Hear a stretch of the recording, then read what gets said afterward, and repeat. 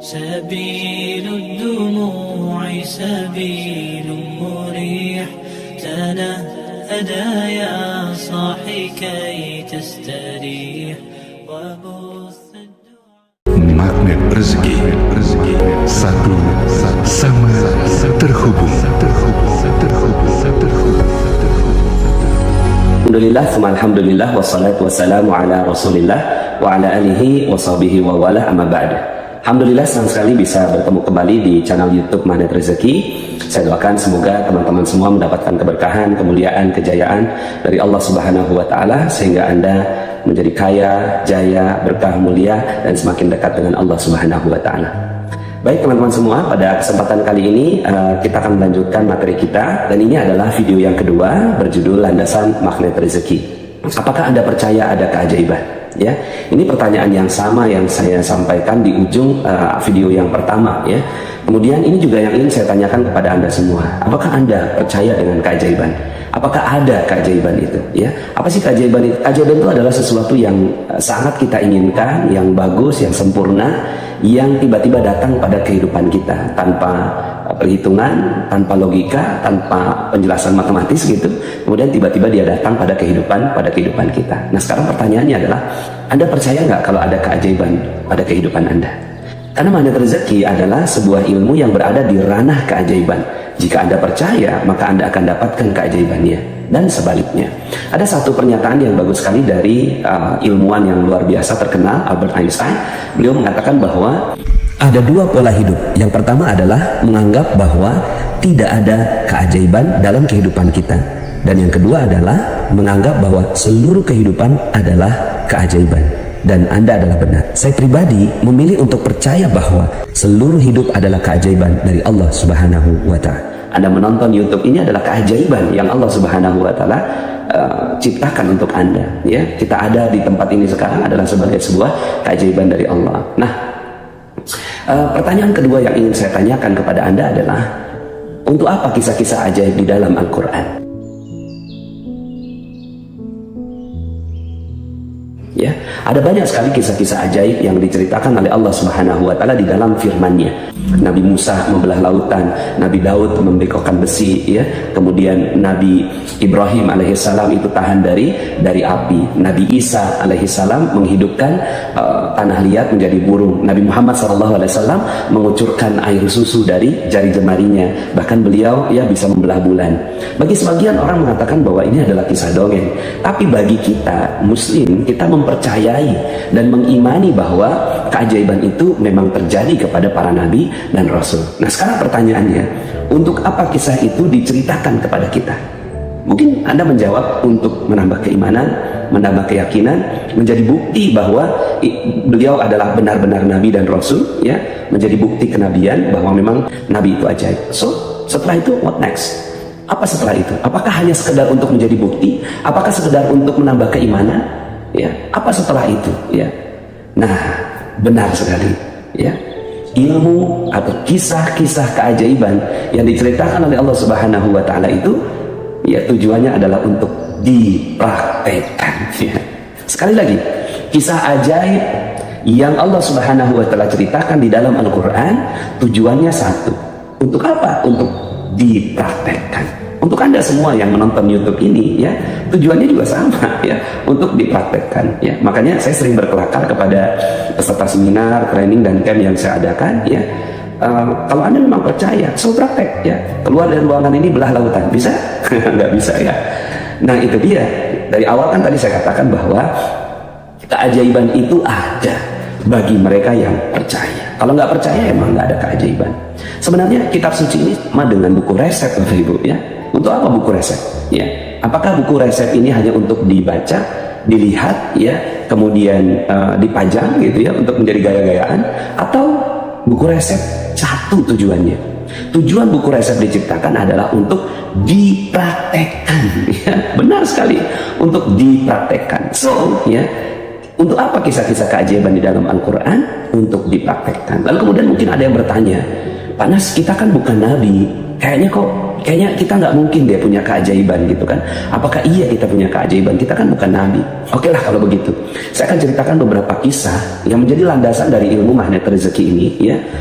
Karena ilmu magnet rezeki adalah ilmu yang ajaib. Anda hanya duduk diam, rezeki datang sendiri, itu kan ajaib ya.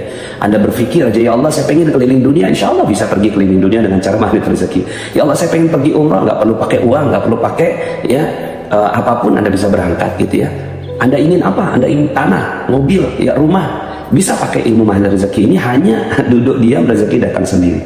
Sebagaimana kisahnya Siti Maryam, beliau adalah ibunda dari Nabi Isa alaihissalam. Ya, pada saat itu beliau berada dalam pengawasannya atau pembinaannya Nabi Zakaria. Dalam Al-Quran Allah Subhanahu wa Ta'ala menyebutkan ini dalam surat Ali Imran ayat 37. A'udzubillahi minasyaitonirrajim. Bismillahirrahmanirrahim.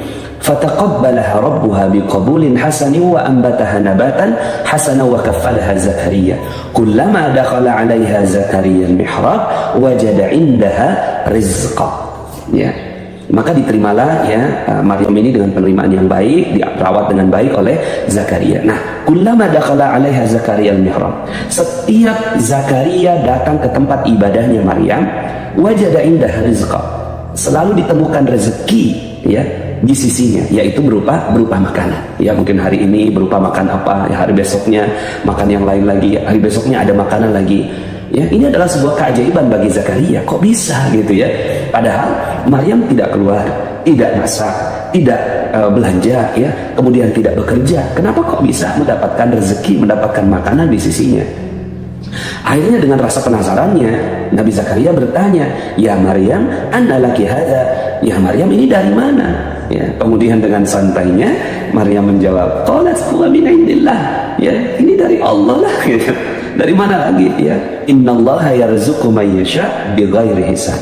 Kalau Allah mau kasih rezeki tanpa perhitungan, tanpa logika, tanpa hitungan matematis. So inilah keajaiban. Ya, kemudian akhirnya ya singkat cerita Nabi Zakaria akhirnya belajar kepada Maryam, minta diajari. Kemudian akhirnya dalam ayat yang ke-38-nya, hunalika da'a Zakaria rabbah. Di sanalah akhirnya Zakaria juga mempraktekkan di dalam mihrabnya, Rabbi habli min ladunka dzurriyyatan thayyibah innaka sami'ud du'a. Yang diminta oleh Zakaria adalah meminta anak, ya. Padahal beliau sudah tua. Akhirnya dapatlah jawaban dari Allah Subhanahu wa Ta'ala, keajaibannya. Ya, kemudian pada saat itu Zakaria masih belum percaya. Ya Allah, apa mungkin saya ini sudah tua, ya, sudah sangat tua, sementara istri saya mandul. Ya, kemudian akhirnya dapatlah anak bernama Yahya. Nah, pertanyaannya, untuk apa kisah ini diceritakan kepada kita?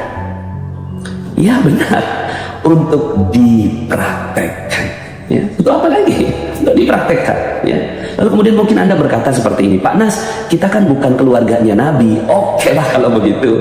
Ya, ada satu kisah lagi, ya, tentang seorang yang sangat-sangat luar biasa bisa dapatkan keajaiban dari Allah Subhanahu wa Ta'ala. Ya, namanya Asif bin Barkhiyah. Dalam surat An-Naml ayat 38, ketika itu Nabi Sulaiman mengatakan kepada para pembesar-pembesarnya untuk memindahkan singgasananya Ratu Bilqis. Dari mana? Dari Yaman ke Palestina. Itu jaraknya ribuan kilometer. Lalu kemudian, ya, siapa di antara kalian yang bisa memindahkannya? Qala ifritu minal jin ana atika bihi qabla an takuma min maqamik. Ya. Aku akan memindahkannya, ya, sebelum engkau berdiri dari tempat dudukmu, kata jin ifrit. Lalu kemudian sepertinya Nabi Sulaiman gak puas lah, kurang lebihnya begitu ya. Kemudian akhirnya ya berkatalah Asif bin Barkhiyah, angkat tangan dia, qala alladzi indahu ilmu minal kitab. Berkatalah seorang yang mendapatkan ilmu dari Alkitab, ya, ana atika bihi qabla ayyartadda ilaika tarfu. Ya. Aku akan memindahkannya sebelum matamu berkedip. Langsung pindah. Kata Nabi Sulaiman alaihissalam, hadza min fadli rabbi liyabluwani a'ashkuru am akfur. Ini adalah karunia dari Tuhanku untuk menguji apakah aku bersyukur ataukah aku kufur pada nikmat Allah Subhanahu wa Ta'ala. Ini yang melakukannya bukan Nabi, belum Nabi Sulaiman begitu ya. Ini baru muridnya, ya, yang sukses menjalankan ilmu keajaiban, ya. Nah, sekarang pertanyaannya, Untuk apa ilmu ini? Untuk apa kisah ini diceritakan kepada kita? Bahkan kita baca berulang-ulang, ya. Kalau Anda sering membaca Al-Quran, ini kan sering ketemu nih, ya. Kemudian ketemu lagi kisah ini, berjumpa lagi dengan kisah ini, diulang-ulang oleh Allah Subhanahu wa Ta'ala. Untuk apa kisah ini diceritakan oleh Allah Subhanahu wa Ta'ala kepada kita? Hanya untuk menambah keimanan? Hanya untuk menambah keyakinan? Tidak. Untuk dipraktekkan, ya. Sekali lagi, untuk dipraktekkan. Jadi Anda pun yang menonton video YouTube ini, yang mempelajari ilmu magnet rezeki, insya Allah bisa melakukannya, ya. Nah, inilah dalil-dalil yang melandasi ilmu magnet rezeki. Dulunya saya ingin menyebut ini sebagai mihrab rezeki, karena dalilnya tadi ya, ulama dakhala 'alaiha Zakaria al-mihrab wajada indaha rizqa. Ketika datang pada mihrabnya, maka ditemukannya makanan atau rizqa, ya. Nah, tapi ya akhirnya saya menjadikan ilmu ini berjudul magnet rezeki. Nah, teman-teman semuanya, ya, insya Allah kita bisa melakukannya. Magnet rezeki adalah sebuah ilmu yang mengajak kepada kita semua agar kita memiliki keajaiban dari Allah Subhanahu wa Ta'ala. Oke lah kalau seandainya Anda mengatakan kita bukan nabi, kita bukan ulama, ya. Nabi itu punya keajaiban namanya mukjizat. Nah, kita tidak mendapatkan mukjizat dari Allah Subhanahu wa Ta'ala. Di bawahnya ada yang namanya ulama. Ulama mendapatkan karomah, ya. Nah, kalau kita seperti kita ini namanya ma'unah, ya, yaitu pertolongan dari Allah Subhanahu wa Ta'ala. Nah, kalau sekarang kita ini berada dalam kesulitan hidup, ya, mungkin ada yang mengalami hutang yang banyak, ya. Ada yang datang kepada saya, Pak, nah saya punya hutang 4 miliar, sementara gaji saya 4 juta. Coba pikir pakai logika. Hutang 4 miliar, ya. Waktu itu dia ikut money game, ya, kemudian dia himpun dana, kemudian akhirnya dia harus mengembalikan ini dana 4 miliar ini, ya, sementara gajinya dia cuma 4 juta. Coba pakai logika. Kalau pakai logika 4 juta, ya, berapa lama dia baru bisa menyelesaikannya? 1000 bulan, 83 tahun baru dia bisa menyelesaikannya. Nah, sekarang berarti kita butuh maunah. Kita perlu maunah dari Allah Subhanahu wa Ta'ala. Kita perlu keajaiban dari Allah. Bisa nggak ini keajaiban ini datang pada kehidupan kita? Bismillah, insya Allah bisa, asalkan percaya. Ya, kalau Anda nggak percaya, ya memang nggak akan pernah bisa. Mungkin ada yang memiliki kebutuhan hajat, gitu ya, keperluan yang sangat besar, lalu kemudian, ya, dia secara logika kok kayaknya nggak bisa masuk, gitu ya. Mungkin Anda yang menonton video ini memerlukan sekali, ya, sebuah pekerjaan. Ada mungkin sekarang sedang nganggur, lalu kemudian butuh keajaiban dari Allah Subhanahu wa Ta'ala. Ya, bismillah, berarti Anda memerlukan ma'unah dari Allah Subhanahu wa Ta'ala. Selama ini kita pakai cara-cara biasa, kita pakai cara-cara logika, kita pakai cara asbab, ya. Ada hukum sebab, ada akibat. Padahal Al-Quran mengajak kepada kita semua untuk lebih dahsyat daripada itu semua. Insya Allah, ya, Anda semua bisa. Allah sebenarnya berikan bukti-bukti al-ma'unah itu. Allah berikan pertolongan-pertolongan itu, ya. Contohnya misalnya, ya, kalau di Indonesia ini kan baru ada kejadian dari Palu itu, ya. Ada seorang anak yang tertimbun berhari-hari, gitu ya, di reruntuhan bangunan. Dan kemudian secara logika kayaknya nggak mungkin dia bisa hidup lagi. Yang lain-lainnya sudah meninggal dunia. Ini anak diselamatkan oleh Allah Subhanahu wa Ta'ala. Untuk apa? Untuk apa Allah menyelamatkan anak ini? Untuk apa Allah menyelamatkan dia dari reruntuhan itu masih dalam keadaan tercampur dengan lumpur? Untuk apa? Ya, agar Anda yakin bahwa Anda pun bisa, baik saja, insya Allah bisa ditolong oleh Allah Subhanahu wa Ta'ala. Apalagi kita. Ada juga kisah yang menyebar di WhatsApp grup seorang muazin, ya, yang dia pada saat kejadian itu sedang mengumandangkan azan, lalu kemudian akhirnya, ya, dia tergulung oleh ombak, kemudian si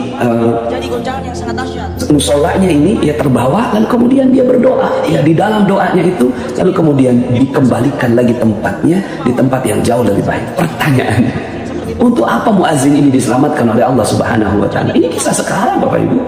Ini kisah sekarang, ya, sahabat-sahabat semuanya, ya. Bukan kisah zaman dahulu, kisah sekarang. Untuk apa kisah ini diceritakan oleh Allah Subhanahu wa Ta'ala?